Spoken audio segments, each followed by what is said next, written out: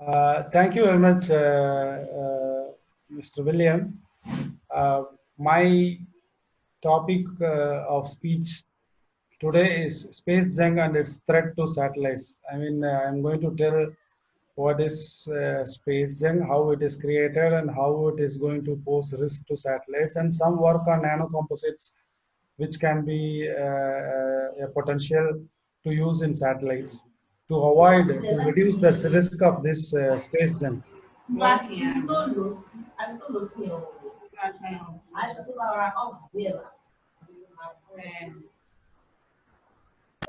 Okay, shall I proceed?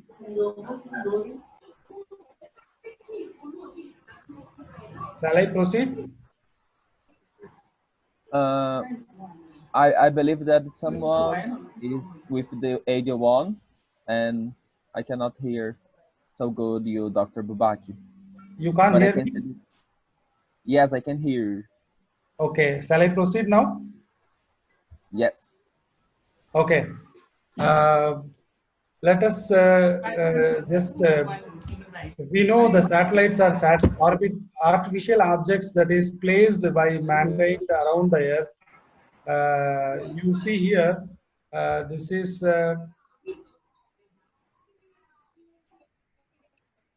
the launch vehicle which used to carry the satellite. It has different stages. This is where the satellite is kept inside this chamber, and we have multiple stages of rockets. So as it goes above the earth, so every stage get disassembled and fall back to earth. So there are different orbits to launch the satellites. One is this geostationary orbit, where this geostationary orbit is actually around 36,000 kilometer away from the Earth's surface. It's above the Earth's surface. So what is the speciality of this geostationary orbit is the satellite launched in this geostationary orbit always look at one point. For example, if it is launched above New Delhi, so the satellite will be always above New Delhi. So it will be rotating as the speed of the rotationary speed of the Earth. And there are some satellites launched in polar orbits, where these satellites are used to study the polar storms in the polar regions. And most of the satellites are launched in low Earth orbits at the altitude of 200 to 2000 kilometer. Most of the time it is around 700 to 800 kilometer above the Earth. And these are the satellites which are mostly used in communications.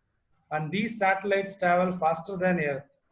It travels sometimes 3 times. It rotates in 24 hours. It will rotate Earth 3 times, 4 times, even 7 times.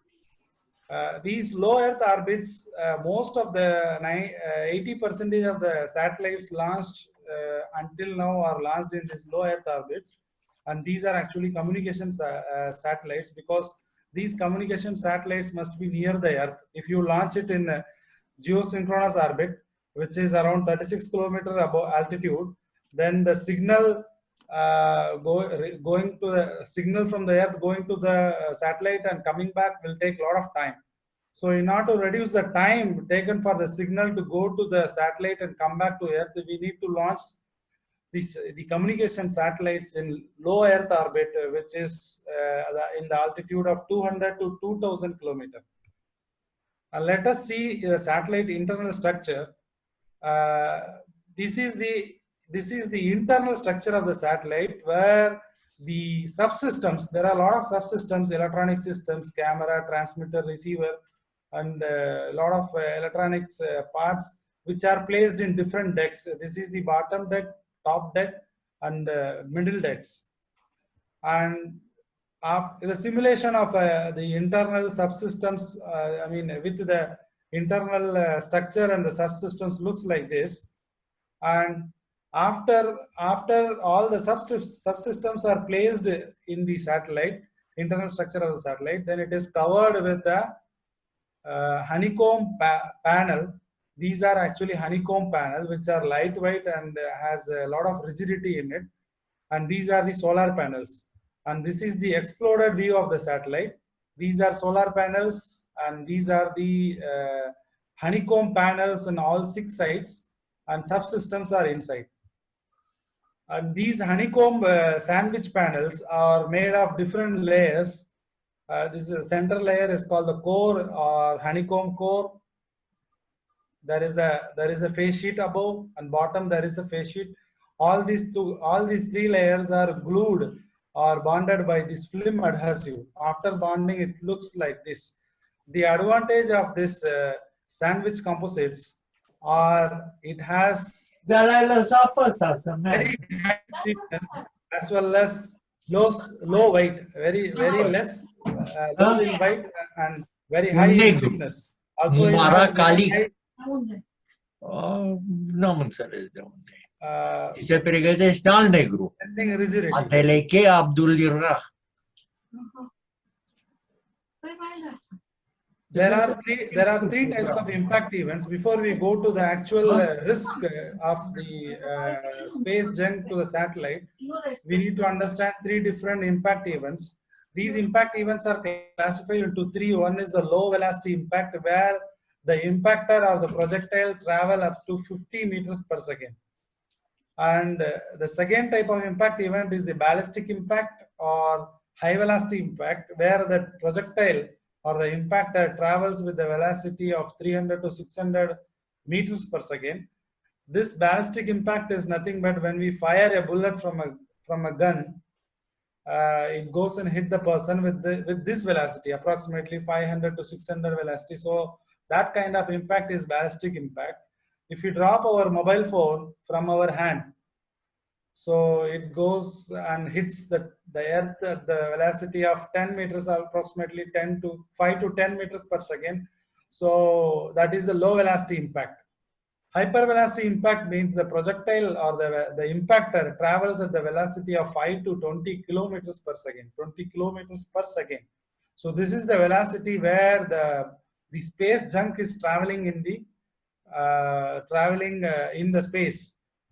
And typical hypervelocity impact or the space junk travels at 10 kilometers per second, or it is also called space debris, and meteorite travels at 20 kilometers per second. So let us have a look into the type of object which is classified as meteorite. Meteorite actually a solid piece of debris which originates from the outer space. It varies in size. The smaller size of meteorite, micrometeorite, it is in the size of a rice grain, and it goes up to few meters in size. This is an Hubble meteorite, which is actually 61 ton to 2.7 meter long, which actually hit the earth actually. Around 80, it is estimated actually it hit the earth 80,000 years before. When we launch a satellite, the launch vehicle carries the satellite to the space. This is an overview of total different stages of the launch vehicle. We have the booster separation stage, first stage separation, second stage separation here, third stage. So these stages, which is getting separated from the launch vehicle, is actually going to fall down on the earth. And the last stage, some of the particles, some of the pieces which remains in the last stage will form a space junk or space debris. Sometimes the satellite explodes before its actual separation from the launch vehicle, before it actually reaches its orbit. So that explosion leads to multiple debris, hundreds of debris in the space, which is going to travel at the same velocity at which the satellite is actually orbiting the low Earth orbit. And these debris created by the explosion of the upper stages of launch vehicle will create a risk for the satellites which is present in the orbit, because it may hit the satellites and satellite may stop functioning. Not only that, satellite even explodes.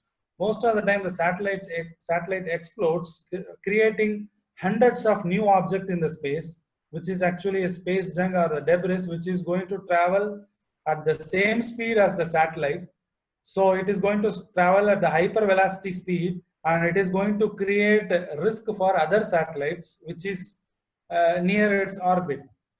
So what kind of damage it can create if a space debris or a junk is going to hit a satellite? What kind of damage it is going to create? It depends upon size of the satellite as well as size of the impactor.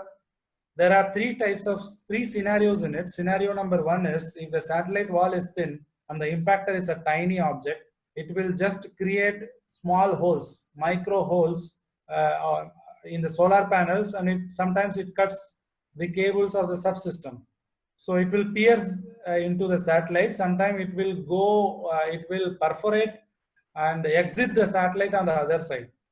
So it is going to damage small parts in the satellite. In scenario number two, if you have a satellite wall which is thick and the impactor is very tiny object, it's a micron size object, let us say, it is going to create craters in the thermal blankets which is outside the satellite. It will break the mirrors and it will break the camera CCD. Loss of CCD pixels will also be there. And scenario number three, if the impactor is fairly large size, let us say it is a size of few centimeter, 5 centimeter or 10 centimeter in size, it is going to create an explosion of the satellite. It will at least change the orbit of the satellite. It will change the orbit from its actual orbit. It is going to reduce the orbit, or it is going to lift the satellite up. Most of the time it is going to create explosion of the satellite. This explosion, due to the impact of the large objects, it is going to create hundreds and thousands of new objects, new particles, or new objects which is going to fly in the same orbit and create risk to other satellites. For example, India launched an ASAT, that is anti-satellite missile on 27th March 2019, successfully launched to destroy satellite in the space. So after its launch, NASA released a press statement saying that this ASAT, India's ASAT test created 400 pieces of orbital junk, and these junk actually may collide with ISS, International Space Station, and the risk of International Space Station increased by 44. Estimated increased is 44% increase in the risk for ISS. That is what the NASA press statement was saying. So when the satellite explodes, here what happens in anti-satellite missile? A missile is launched from the Earth.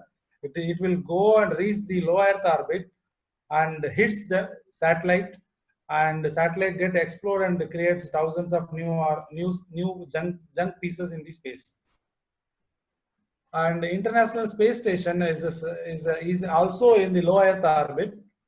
We can even see from our naked eye. Sometimes, if there is a clear, if the sky is without clouds, if we have a clear sky, we can see if it is moving above our head. So it is the size of a football court. The problem here is it is having a manned module. Human beings are always present in ISS.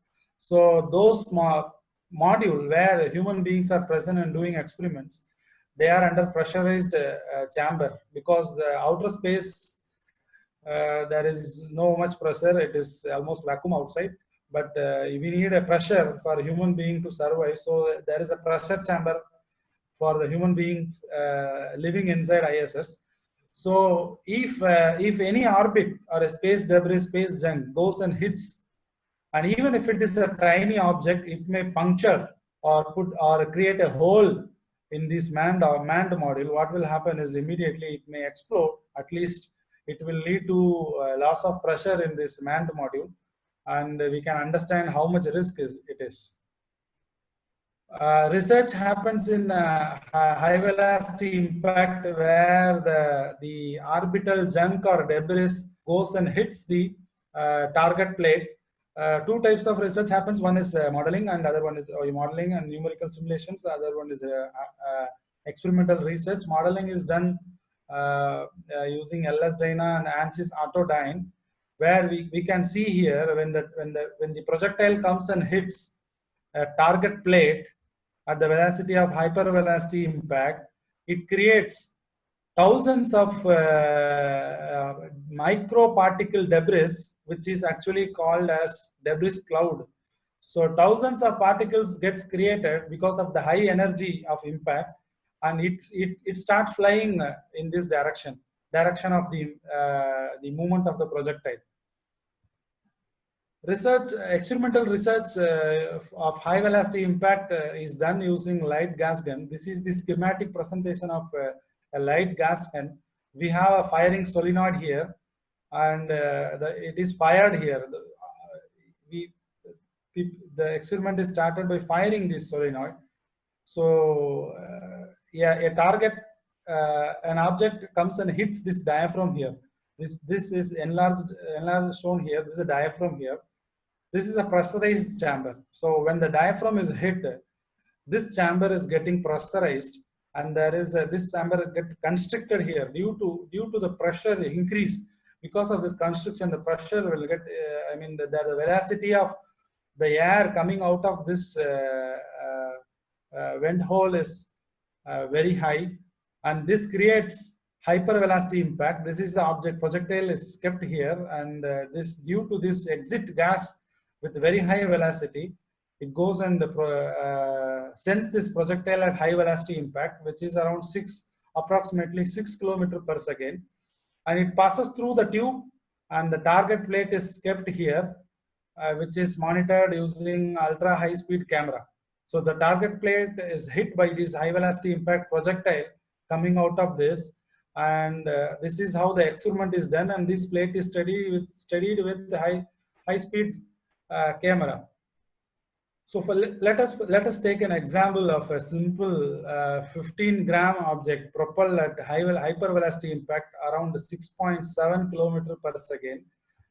This is an aluminum block, metallic aluminum block, where this 15-gram object is propelled at 6.7 kilometers and hit using a light gas gun. What happened was there was a 13 mm deep crater was created. The impact, after the impact, the damage region looks like as it behaved like a liquid. What happened was, it was actually an explosion. Actually, it's an explosion happened in here in this damaged region.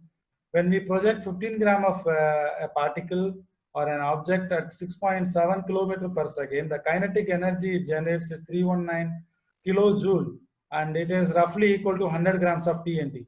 So if you are projecting 15 gram of an object at hypervelocity impact, and if the object hits this aluminum block, it is equal to detonating 100 grams of TNT at this place. So this is the damage created because of this excess energy, huge energy that is created due to this particle hitting this aluminum block. So how do we protect our space satellites as well as International Space Station from the risk of this orbital debris or space junk? So this is a technique used in ISS. It's called a bumper shield. So this is the actual main structure. There is a bumper plate kept at a standoff distance from this.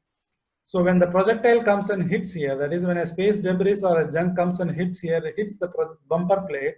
So the bumper plate get damaged and it get deformed, and it get deformed a lot due to the energy of the impact. And after its deformation, it gets broken. This bumper plates get broken.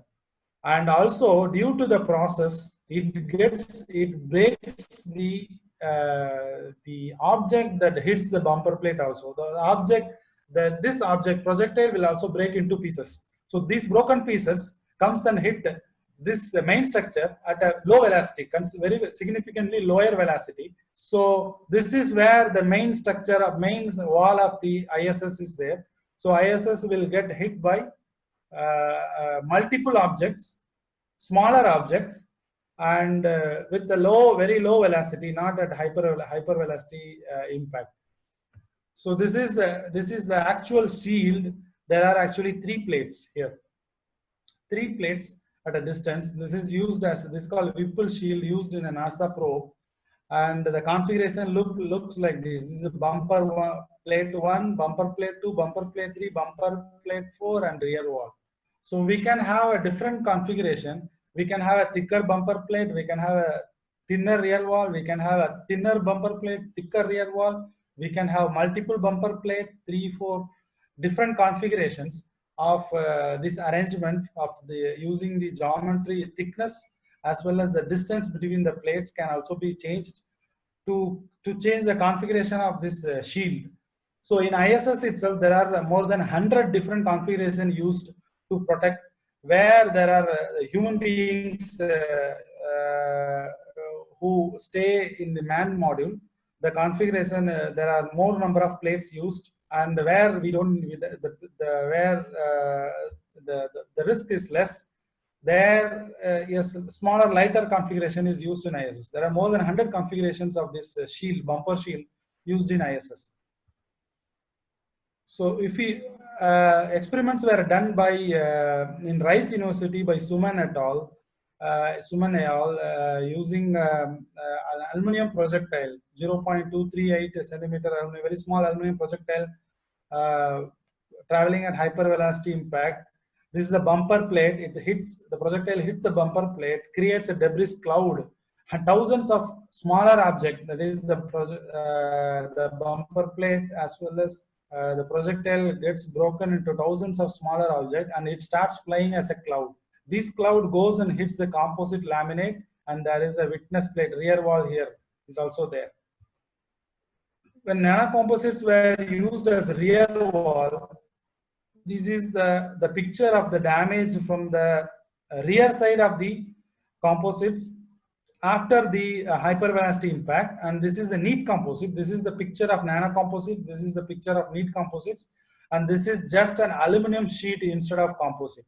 So we can see here the neat composite as well as nanocomposites performed better in terms of the damage area as well as the damage, the intensity of the damage. But if when the nanocomposites and neat composites were used as bumper wall instead of rear seats, we can see the picture, the damage configuration as well as the damage area.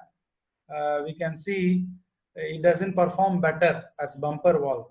So it performed better as a rear wall, but doesn't perform better as a rear wall. This composite actually made from neat composite is made from epoxy resin and ultra high molecular weight polyethylene fibers. And nanocomposites, the same epoxy and ultra high molecular weight polyethylene fibers with carbon nanocomposite as nanofillers. So this shows some potential. There is some improvement in this when these nanocomposites and neat composites are used as a rear wall instead of bumper wall. So there is a potential performance improvement in terms of when we use these nanocomposites. Maybe there are, in future we can change the configuration and try different configurations. Right now the number of satellites around the Earth is 6,600 satellites approximately launched from the Earth. Number of satellites decade. Here decade means after the life of the satellite, when the satellite lost its energy and stop working, the satellite starts coming towards the Earth in an elliptical orbit, and when it re-enters the Earth atmosphere, it gets burnt in the Earth atmosphere itself. It will never reach the Earth. So that is called decay. So the number of satellites decayed until now is only 200, and active satellites, that is the satellites which are working and are communicating, is around 1,500. So remaining number of satellites, it's not working and it's not communicating, and we don't know what happened. So it is expected that most of the remaining satellites, rest of the satellites are dead, and they are actually posing a risk as a space junk or space debris. Some of the satellites might have exploded in the space in the orbit itself and creates thousands of new space junks. And those satellites which are dead and not exploded, they are also actually now a space junk it will create a risk to the existing satellites, active satellites in the orbit. Now, SpaceX has plans to launch 12,000 new satellites by 2028, and they have signed a memorandum with NASA and US government, and they are going to produce satellites. Mass production of satellites is going to happen. So now, until now, only 6,600 satellites were launched, and another 8 years, we are going to see 12,000 new satellites as per the plan. So the level of risk or the amount of risk for the satellites due to the space junk is going to increase multiple times exponentially. So in future, we are going to see a constellation of satellites around the Earth. A lot of satellites going to be around the Earth, and many satellites will encounter hypervelocity impact damage due to these dead satellites as well as the junk already available in space. And it is going to create it is going to create further space junk if the hypervelocity impact are going to happen. And estimated now at present, it is estimated there are 100 million individual pieces of junk around the Earth in low Earth orbits. In future, the man-made junk around the Earth is going to look like this. It's a constellation of junk around the Earth. So I acknowledge NTU Satellite Research Center, where I worked before I joined TKM College of Engineering, Kerala, and Composite Center, School of Mechanical Aerospace Engineering, NTU, and my PhD guide, Professor S.C. Joshi, NTU. Thank you very much. And any questions?